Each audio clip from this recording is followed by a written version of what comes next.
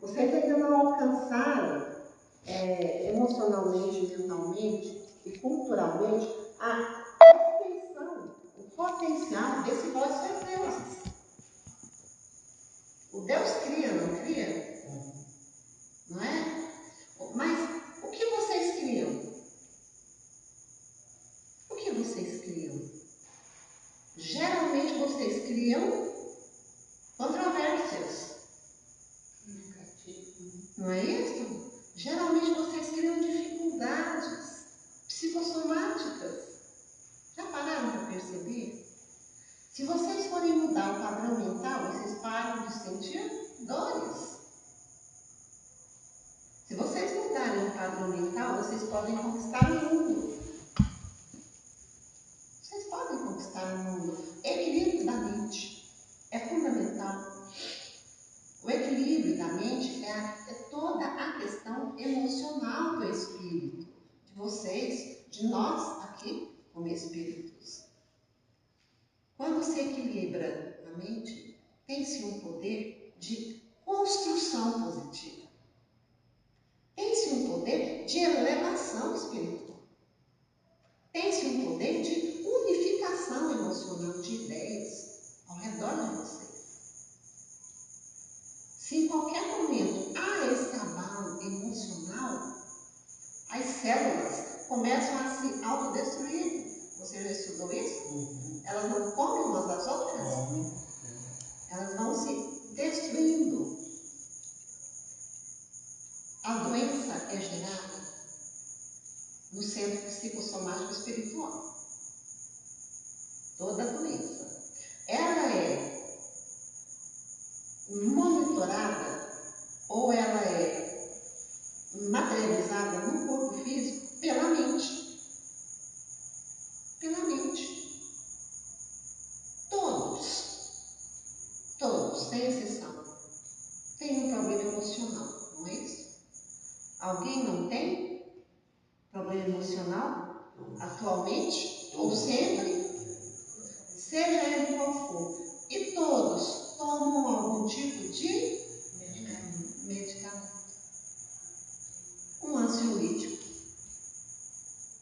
Um remédio para convulsões. Tomam um remédio para dores. Tomam um remédio para tudo. Mas não tomam o remédio, a pílula sagrada da interiorização do amor divino. Você conversa com Deus? Não. Você sente Deus? Você sabe como você consegue sentir Deus? Você conversa com Deus? Não. Às vezes sim. Às vezes não. Em qual momento você conversa com Deus? Normalmente quando eu estou olhando a criação dele, da natureza. Vocês já pensaram em conversar com Deus quando estão doentes? Quando estão doentes, vocês fazem o quê? Reclama. Pede. Não é isso? Pede. Blasfema. Mas vocês não se entregam a Deus. Deus não é cura? Não é isso?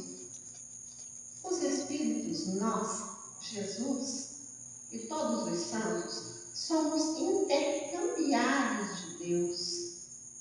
Não se fala que a oração alcança os maiores?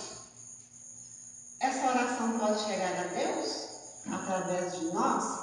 Ou pode chegar diretamente a Ele através da conexão emocional verdadeira e positiva com Ele, que é o Criador? Existe alguém melhor para ajudar do que o Pai? A um filho? Não.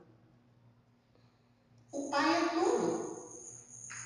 O Pai auxilia, o Pai cura, o Pai reergue, o Pai mostra o caminho. Mas, no entanto, vocês se distanciam do Pai. Na grande maioria das vezes, não estão reclamando, podem nos chamar e nos chamam o tempo todo. Chama São Jorge, chama São Miguel. fiel, chama santo anjos do Senhor, chama todo o credo, chama todos os espíritos das catacumbas, chama tudo. Mas é com ele que vem para que nós possamos agir, sabendo disso. Ele tudo sabe, ele tudo vê, ele tudo percebe, porque ele é o Pai.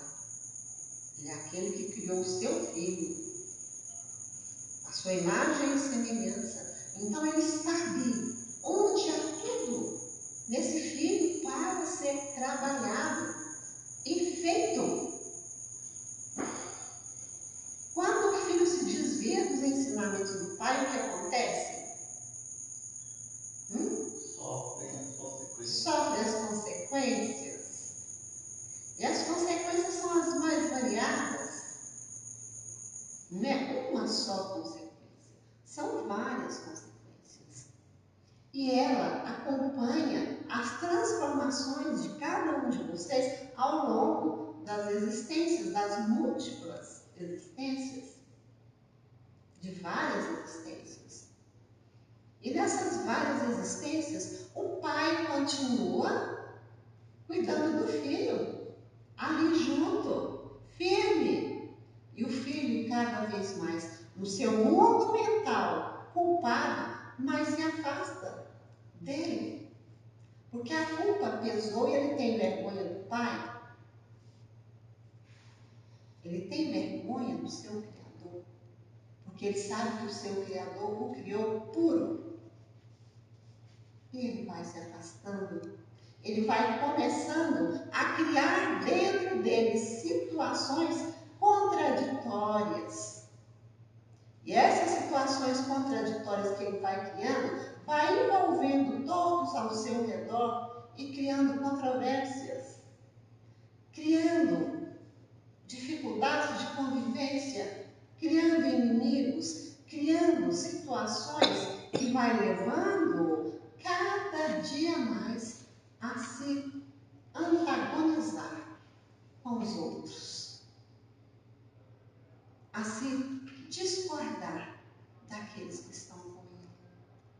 E ele cria um mundo de inimigos, ele cria um mundo de inimizades, não vamos pôr tão grande, mas acontece. Ele cria ao seu redor o famoso litígio.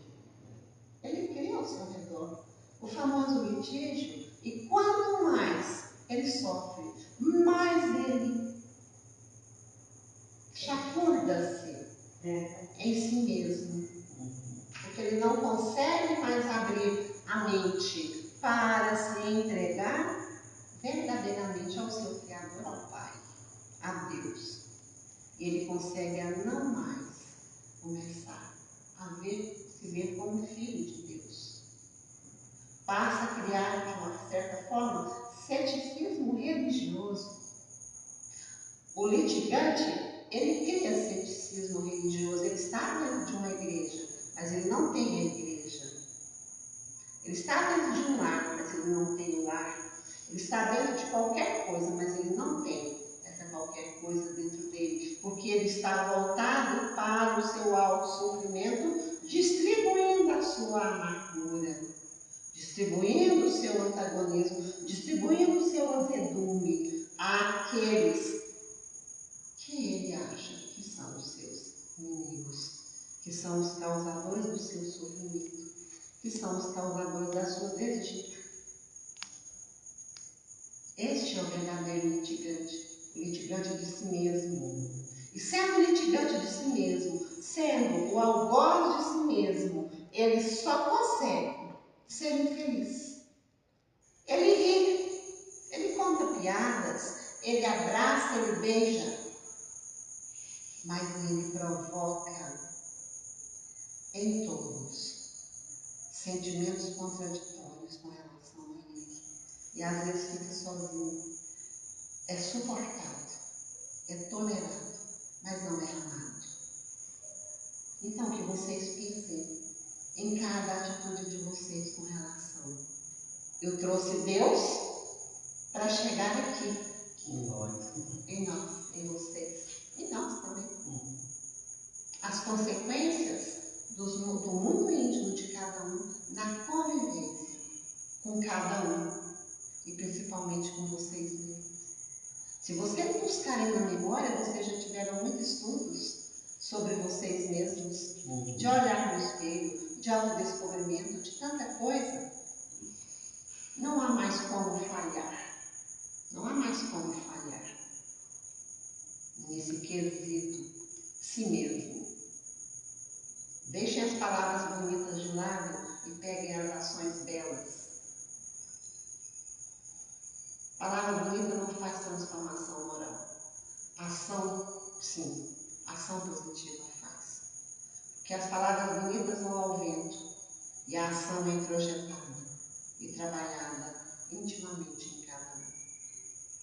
E o maior perdedor é aquele que cria controvérsias nos seus relacionamentos sociais, familiares, culturais e morais.